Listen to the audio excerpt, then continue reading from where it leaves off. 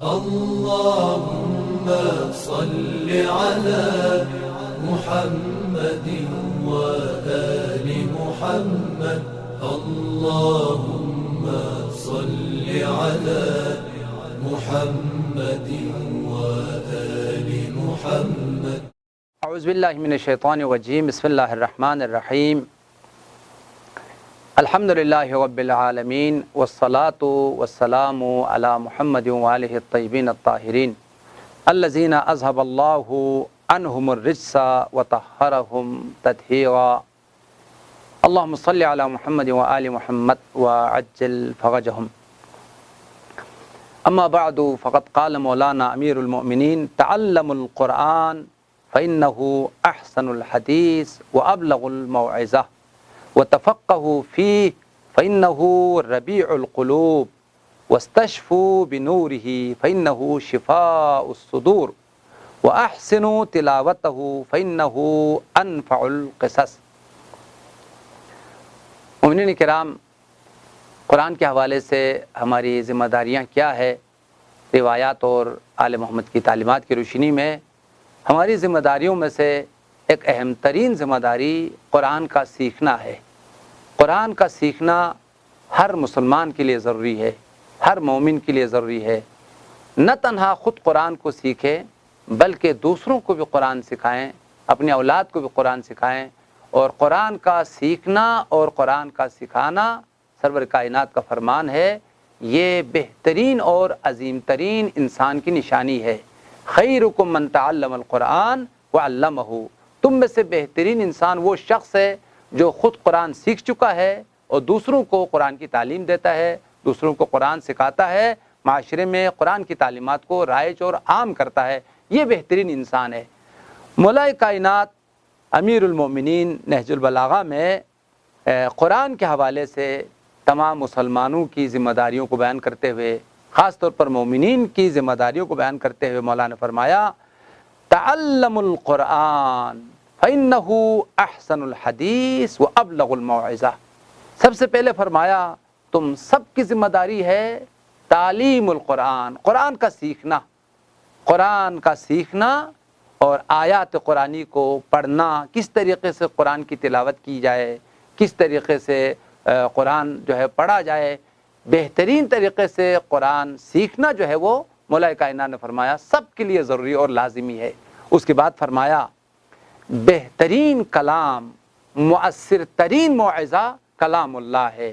خدا کے کلام سے بڑھ کر مؤثر اور بہترین کلام روئے زمین پر نہیں ہے.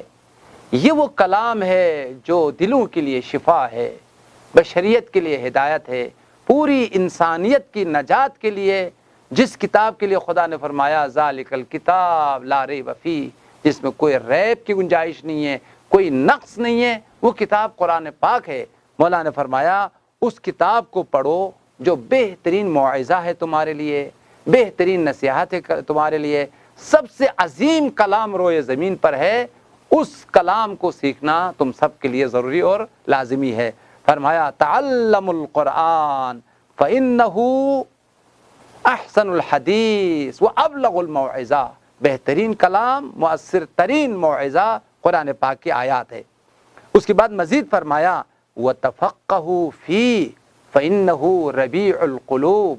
صرف قرآن کا سیکھنا، پڑھنا اور تلاوت کرنا کافی نہیں ہے، بلکہ قرآن میں غور کرو، قرآن میں تدبر کرو. قرآن میں کتنی ایسے قصے ہیں، قرآن میں کتنی ایسی داستانیں ہیں جو تمہاری ہدایت کے لیے، تمہاری عبرت کے لیے خدا نے بیان کیا ہے. فرمایا ان فی قصصہم لعبرۃ لأولی الالباب. صاحبان عقل کے لیے، صاحبان شعور کے لیے بہت سارے قصوں کو پروردگار عالم نے بیان کیا ہے. تو مولا نے فرمایا تم قرآن کی آیات میں غور کر کے ان قصوں سے، ان کہانیوں سے، ان داستانوں سے اپنے لیے عبرت حاصل کرو اور اپنے لیے ہدایت حاصل کرو. اور قرآن کی انتہائی عمیق اور گہرے جو معانی ہیں ان میں غور اور فکر کیا کرو. مزید فرمایا وَاسْتَشْفُوا بِنُورِهِ فَإِنَّهُ شِفَاءٌ لِمَا فِي الصُّدُورِ. فرمایا قرآن نسخہ شفا ہے بشریت کے لیے. وَنُنَزِّلُ مِنَ الْقُرْآنِ ما هو شفاء ورحمۃ للمؤمنین. قرآن انسانیت کی تمام درد کی دوا ہے، تمام بیماریوں کی شفا ہے۔ مولا کائنات نے فرمایا تمہارے تمام بیماریوں کے لیے اگر تمہیں شفا چاہیے تو اس کتاب کی طرف رجوع کرو جس کے لیے خود خدا نے فرمایا یہ کتاب شفا ہے، شفاء لما فی الصدور، تمہارے دلوں میں جو کچھ ہے اس کے لیے شفا بخش جو نسخہ ہے۔ تمہارے دلوں میں کفر ہے اس کے لیے شفا قرآن ہے، تمہارے دلوں میں شرک ہے اس کے لیے شفا قرآن ہے، تمہارے دلوں میں گمراہی اور ضلالت ہے اس کے لیے شفا قرآن ہے۔ ھدی للناس، یہ قرآن تمہیں شرک سے، کفر سے، ضلالت سے، گمراہیوں سے ہدایت فراہم کرتا ہے، نجات عطا کرتا ہے۔ لہذا فرمایا قرآن کی اس شفا بخش نسخے کے ذریعے سے تم شفا پاؤ اور اپنے بیماریوں کی دوا کرو اور علاج کرو۔ خاص طور پر جو اخلاقی بیماریاں ہیں، فکری بیماریاں ہیں، ٹھیک ہے، جسمی جو بیماریاں ہیں ان کے لیے بھی شفا ہے۔ متعدد روایات میں آیا ہے کہ خود اسی آیے شفا کا پڑھ کر پھونک دینا اور سورہ حمد کا پڑھنا، اسی طرح سے آیت الکرسی کا پڑھنا ہر درد کے لیے دوا ہے، شفا ہے۔ ہم نے تجربہ کیا ہے، بہت ساری بیماریوں کے لیے باعث شفا ہے۔ اور جو سر میں درد ہے، کسی اور تکلیف میں، پریشانی میں مبتلا ہے، قرآن پاک کی آیات اگر پڑھ دیا جائے تو اللہ تعالیٰ قرآن کی مقدس آیات کی طفیل اس درد کی اور اس بیماری کو خدا دور کرتا ہے۔ لیکن اصل جو بیماری ہے وہ اخلاقی بیماریاں ہیں، فکری بیماریاں ہیں، جو انحرافات ہے، ضلالت ہے، گمراہیاں ہیں، اس کے لیے جو شفا بخش نسخہ ہے وہ قرآن پاک کی آیات ہے۔ آخری لفظ اس روایت میں مولا کائنات نے فرمایا وَأَحْسِنُوا تِلَاوَتَهُ فَإِنَّهُ أَنفَعُ الْقِصَصِ، اور قرآن پاک کی آیات کی جو ہے وہ تلاوت کرو بہترین انداز سے، اور سب سے مؤثر ترین جو داستان ہے وہ داستان قرآنی ہے۔ احسن القصص جس کو کہا گیا ہے وہ قصہ قرآنی داستانیں ہے۔ لہذا اس فرمان میں مولا کائنات میں تمام مومنین کی 3 ذمہ داریوں کو بیان کیا ہے۔ ایک تعلم القرآن، قرآن سیکھو۔ دوسری جو ذمہ داری فرمایا ہے تفقہوا فی، قرآن میں غور کرو، قرآن سے ہدایت اور عبرت لینے کی کوشش کرو۔ اور تیسری ذمہ داری فرمایا قرآن کے ذریعے سے اپنے درد کی دوا لو، اپنی بیماریوں کی شفا لو۔ خاص طور پر جو انحرافات ہے عقائد کے حوالے سے، اخلاق کے حوالے سے، فکری اور ذہنی جو بیماریاں ہیں ان کے لیے شفا قرآن سے حاصل کرو۔ اور آخری اور تقریباً یہ چوتھی ذمہ داری ہے فرمایا قرآن پاک کی مسلسل تلاوت کرتے رہو۔ سرور کائنات نے ان لوگوں کو بشارت دی ہے جو واقعاً قرآن پڑھتے ہیں اور قرآن سیکھ چکے ہیں اور دوسروں کو بھی قرآن سکھاتے ہیں اور ساتھ ساتھ آیات قرآنی پر عمل کرتے ہیں۔ یہ روایت اہل سنت کی کتابوں میں کنز العمال میں یہ روایت موجود ہے اور ہماری بھی کتابوں میں روایت موجود ہے۔ سرور کائنات نے جنت کی ضمانت دی ہے ان لوگوں کے لیے جن کی زندگی میں 3 صفات ہے۔ فرمایا 3 صفات اگر تمہاری زندگی میں ہے تو میں تمہاری جنت کی ضمانت دیتا ہوں۔ من تعلم القرآن وعلمہ وعمل بما فیہ فانا سائق لہ الی الجنہ۔ میری خواہش ہے مومنین کرام تھوڑا توجہ کریں اور اس روایت پر عمل کریں۔ سرور کائنات نے آپ کو جنت کی ضمانت دی ہے۔ فرمایا پہلا کام قرآن سیکھیں، ہر انسان قرآن سیکھنے کی کوشش کرے، اور جو شخص قرآن سیکھ چکا ہے۔ اور دوسرا کام وعلمہ، قرآن سیکھنے کے بعد دوسروں کو قرآن سکھاتا ہے، معلم قرآن بھی ہے، سیکھنے والا بھی سکھانے والا بھی ہے۔ یہ 2 کام۔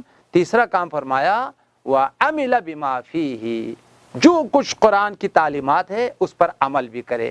قرآن جن چیزوں کو حرام قرار دیتا ہے ان سے اجتناب کرے، جن چیزوں کو واجب قرار دیتا ہے ان کو انجام دے۔ لہذا صرف قرآن سیکھنا ہدف نہیں ہے، سکھانا بھی ہدف نہیں ہے۔ اصل جو مقصد ہے، اصل جو منزل ہے وہ انسانیت کی تربیت ہے۔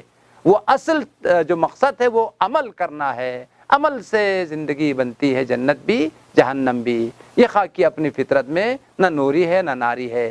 جب تک قرآن پر عمل نہ کیا جائے تو انسان کے لیے نہ دنیا جنت بنے گی نہ آخرت میں جنت ہے۔ لہٰذا دنیا کو جنت بناتی ہے قرآن پاک کی آیات پر عمل کرنا، آخرت میں ہمارے لیے جنت ہے، عظیم درجات ہے، اس شرط کے ساتھ کہ ہم قرآن کو سمجھائیں اور ساتھ ساتھ قرآن پر عمل کریں۔